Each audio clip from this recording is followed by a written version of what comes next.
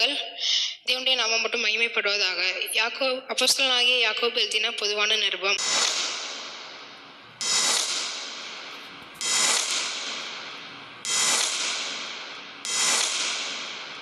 அதிகாரம் 1. தேவனுக்கும் கர்த்தராகிய இயேசு கிறிஸ்துவுக்கும் ஊழியக்காரனாகிய யாக்கோபு சிதறியிருக்கிற 12 கோத்திரத்துக்கும் வாழ்த்துதல் சொல்லி எழுதுகிறாவது, என் சகோதரரே, நீங்கள் பலவிதமான சோதனைகளில் ஆகப்படும் போது உங்கள் விசுவாசத்தின் பரீட்சையானது பொறுமை உண்டாக்கும் என்று அறிந்து அதை மிகுந்த சந்தோஷமாக எண்ணுங்கள். நீங்கள் ஒன்றிலும் குறைவுள்ளவர்களாய் இராமல் பூர்ணராயும் நிறைவுள்ளவர்களாயும் இருக்கும்படி பொறுமையானது உங்களில் பூர்ண கிரியை செய்ய கடவுது. நீங்கள் உங்களில் ஒருவன் ஞானத்தில் குறைவுள்ளவனாய் இருந்தால் யாவருக்கும் சம்பூர்ணமாய் கொடுக்கிறவரும் ஒருவரையும் கடிந்து கொள்ளாதவருமாய் தேவனிடத்தில் கேட்க கடவன், அப்பொழுதாவது அவனுக்கு கொடுக்கப்படும். அவன் எவ்வளவு வகையிலும் சந்தேகப்படாமல் விசுவாசத்தோடு கேட்க கடவன், அப்பொழுது அது அவனுக்கு கொடுக்கப்படும். சந்தேகப்படுகிறவன் காற்றினால் அடிபட்டு அழுகிற கடலின் அலைக்கு ஒப்பாய் இருக்கிறான். அப்படிப்பட்ட மனுஷன் தான் கர்த்தரிடத்தில் எதையாகிலும் பெறலாம் என்று நினையாது இருப்பானாக. இருமனம் உள்ளவன் தன் வழிகள் எல்லாம் நிலையற்றவனாய் இருக்கிறான். தாழ்ந்த சகோதரன் தான் உயர்த்தப்படுத்தி கொடுத்து மேன்மை பாராட்ட கடவன். ஐஸ்வர்யவான் தான் தாழ்த்தப்படுத்தி கொடுத்து மேன்மை பாராட்ட கடவன். ஏனெனில் அவன் புல்லின் பூவை போல ஒளிந்து போவான். சூரியன் கடும் வேலுடன் உதித்து புல்லை உலர்த்தும் போது அதன் பூ உதிர்ந்து அதன் அழகான வடிவு அழிந்து போகும். அப்படியே ஐஸ்வர்யவனும் தன் வழிகள் எல்லாம் வாடி போவான். சோதனை சகிக்கிற மனுஷன் பாக்கியவான். அவன் உத்தமன் என்று விளங்கின பின்பு கர்த்தர் தம்மிடத்தில் அன்புக்கூறுகளுக்கு வாக்குத்தத்தம் பண்ணின ஜீவ கிரீடத்தை பெறுவான். சோதிக்கப்படுகிற எவனும் தான் தேவனால் சோதிக்கப்படுகிறான் என்று சொல்லாதிருப்பானாக. தேவன் பொல்லாங்கினால் சோதிக்கிறவர் அல்ல, அவர் ஒருவனையும் சோதிக்கிறவரும் அல்ல. அவனவன் தன் சுய இச்சையினால் இழுக்கப்பட்டு சிக்குண்டு சோதிக்கப்படுகிறான். பின்பு இச்சையானது கற்பந்தரித்து பாவத்தை பிறப்பிக்கும். பாவம் பூர்ணமாகும் போது மரணத்தை பிறப்பிக்கும்.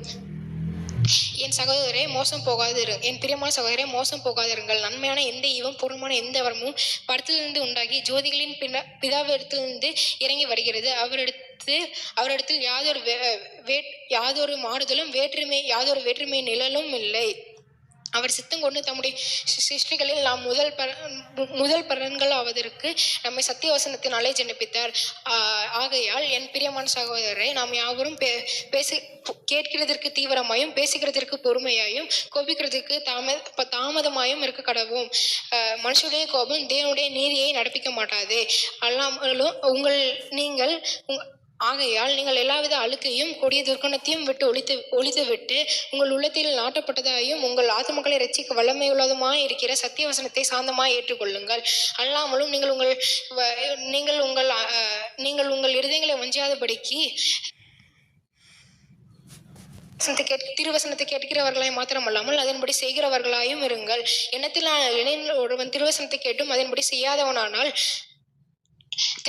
அவன் தன் கண்ணாடியிலே தன் சுபாவ முகத்தை பார்க்கிற மனுஷனுக்கு ஒப்பா இருக்கிறான். அவன் தன்னைத்தானே பார்த்து தான் அவிடம் விட்டு போனவுடன் தான் சாயல் என்னது என்பதை மறந்து விடுவான். சுயாதீன பிரமாணமாகிய பூர்ண பிரமாணத்தை உற்று பார்த்து அதிலே நிலைத்திருக்கிறவனை கேட்கிறதை மறக்கிறவனாயிராமல் அதன்படி செய்கிறவனாய் இருந்து தன் கிரியைகளில் தன் செய்கையில் பாக்கியவனாய் இருப்பான்.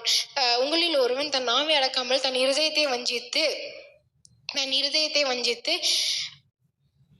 தன்னை தேவ பக்தி உள்ளவன் என்று எண்ணினால் அவன் தேவ பக்தி வீணாயிருக்கும். திக்கற்ற பிள்ளைகளும் விதவைகளும் படுகிற உபத்திரவத்திலே அவர்களை விசாரிக்கிறதும் உலகத்தால் தன்னை கலைப்படுத்தாதபடி காத்துக் கொள்கிறதுமே பிதாவாகிய தேவனுக்கு முன்பாக மாசில்லாத சுத்தமான பக்தியாய் இருக்கிறது.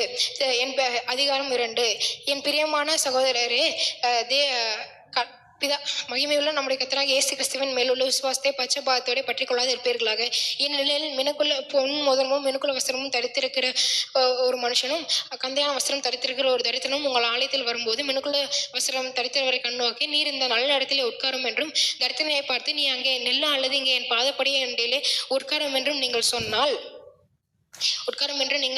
அங்கே சொன்னால் உங்களுக்குள்ளே பேதகம் பண்ணி தகாத சிந்தனைகளோட நிதானிக்கிறவர்களாக இருப்பீர்கள் அல்லவா. என் பிரியமான சகோதரரை, தேவன் இவ்வுலகத்து ஐஸ்வர்யவான்களை தேவன் இவ்வுலகத்து தரித்திரரை விசுவாசத்தில் ஐஸ்வர்யவான்களாகவும் தம்மிடத்தில் அன்பு கூறுகிறவருக்கு தாம் வாக்குத்தத்தம் பண்ணின ராஜ்யத்தை சுதந்திரிக்கிறவர்களாகவும் தெரிந்து கொள்ளவில்லையா?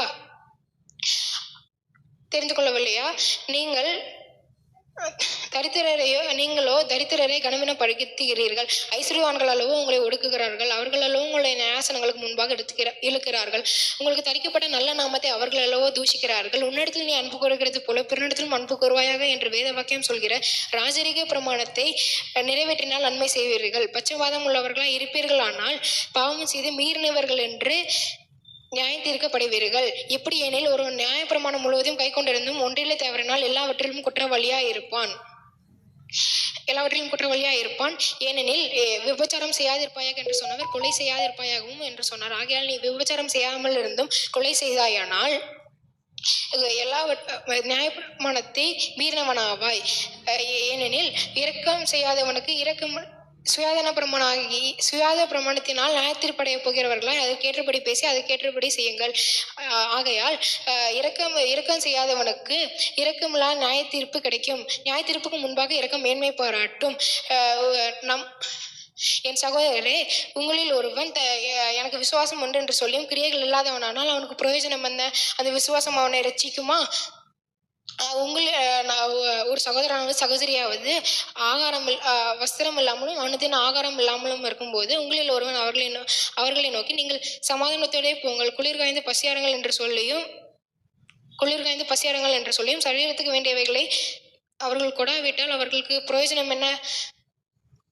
அப்படியே கிரியைகள் இல்லாத விசுவாசம் அப்படியே விசுவாசமும் கிரியைகள் இல்லாமல் இருந்தால் தன்னில் தானே செத்துதான் இருக்கும். ஒருவன் எனக்கு விசுவாசம் உண்டு, உனக்கு விசுவாசம் உண்டு, எனக்கு கிரியைகளும் உண்டு. கிரியைகள் இல்லாமல் உன் விசுவாசத்தை எனக்கு காண்பி, நான் என் கிரியைகளினாலே என் விசுவாசத்தை உனக்கு காண்பிப்பேன் என்பானே. தேவன் ஒருவர் உண்டென்று விசுவாசிக்கிறாய், அப்படி செய்கிறது நல்லதான். பிசாசுகளும் விசுவாசத்தில் நடுங்குகின்றன.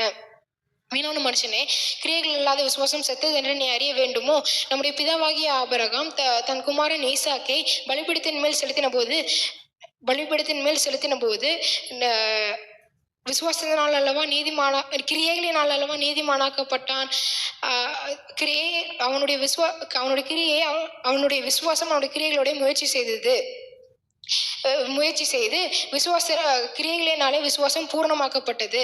அப்படியே ஆபிரகாம் தேவனை விசுவாசித்தான், அது அவனுக்கு நீதியாக எண்ணப்பட்டது என்கிற வேத வாக்கியம் நிறைவேறிற்று.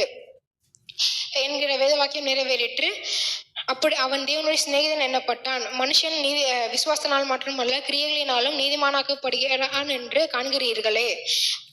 அந்தபடி ராகாப் என்னும் வேசியும் தன் ஜூதர்கள் ஏற்றுக்கொண்டு வேறு வழியாய் அனுப்பிவிட்ட போது கிரியைகளினால் அளவோ நீதி உள்ளவளாக்கப்பட்டால் ஆதலால் ஆவியில்லாத சரீரம் செத்துதான் இருக்கிறது போல கிரியை இல்லாத விசுவாசமும் செத்துதான் இருக்கிறது. என் சகோதரரே, அதிக ஆக்கினையை அடைவோம். அதிகாரம் 3. என் சகோதரரே, அதிக ஆக்கினையை அடைவோம் என்று அறிந்து உங்களில் அநேகர் போதகராகாது இருப்பீர்களாக. நம்ம எல்லாரும் அநேக விஷயங்களில் தவிர்கிறோம். ஒருவன் சொல் தவறாதவனானால் அவன் பூரண புருஷனும் தன் சரீரம் முழுவதும் கடிவாளத்தினால் அடக்க கூடியவனுமா இருக்கிறான். பாருங்கள், குதிரைகள் நமக்கு கீழ்ப்படியும்படிக்கு அவைகளின் வாயில் கடிவாளம் போட்டு அவைகளின் முழு சரீரத்தையும் திருப்பி நடத்துகிறோம். கப்பல்களையும் பாருங்கள், அவைகள் மகா பெரியவைகளாக இருந்தாலும் கடுங்காற்றில் அடிபற்றாலும் அவைகளை நடத்துகிறவன் போகும்படி யோசிக்கும் இடம் எதுவோ அதற்கு நேராக மிகவும் சிறிதான சுக்கானினாலே திருப்பப்படும். நாவும் நம்முடைய அவைகளில் அப்படியே நாவானதும் சிறிய அவமாய் இருந்து பெருமையானவைகளை பேசும். பாருங்கள், சிறிய நெருப்பு எவ்வளவு பெரிய காட்டை கொளுத்தி விடுகிறது. நாவானது நம்முடைய நாவும் நெருப்புதான். அது அநீதி நிறைந்த உலகம். அது நம் முழு சரீரத்தையும் கரைப்படுத்தி ஆயுள் சக்கரத்தை கொளுத்தி விடுகிறதாயும் நரக அக்கினியினாலே கொளுத்தி விடப்படுகிறதாயும் இருக்கிறது. சகல விதமான மிருகங்கள், பறவைகள், ஊரும் பிராணிகள், நீர் வாழும் ஜந்துகள் ஆகிய இவைகளின் சுபாவத்தை மனுஷ சுபாவத்தால் அடக்கப்பட்டதும் உண்டு. ஆனால் நாவை அடக்க ஒரு மனிதனாலும் கூடாது. அது அடங்காது பொல்லாங்குள்ளதும் சாவுக்கு எதுவான விஷம் நிறைந்ததாயும் இருக்கிறது. ஒரே என் சகோதரரே, அதனாலே நம்முடைய பிதாவாகிய தேவனை துதிக்கிறோம், தேவனுடைய சாயலில் உண்டாக்கப்பட்ட மனுஷரை சபிக்கிறோம். துதித்தலும் சபித்தலும் ஒரே வாயிலிருந்து புறப்படுகிறது. என் சகோதரரை இப்படி இருக்கலாகாது. என் சகோதரரை, ஒரே ஊற்றுக்கண்ணிலிருந்து தித்திப்பும் கசப்பான தண்ணீர் சுரக்குமோ? என் சகோதரரை, அத்தி மரம் ஒலிவ பழங்களையும் திராட்சை செடி அத்தி பழங்களையும் கொடுக்குமோ? அதே போல் உவர்ப்பான நீரூற்று தித்திப்பான ஜலத்தை கொடுக்க மாட்டாது. உங்களில் ஞானியும் விவேகியுமாய் இருக்கிறவன் எவனோ அவன் தன் ஞானத்துக்குரிய சாந்தத்தோட தன் கிரியைகளை நல்ல நடக்கையினாலே காண்பிக்க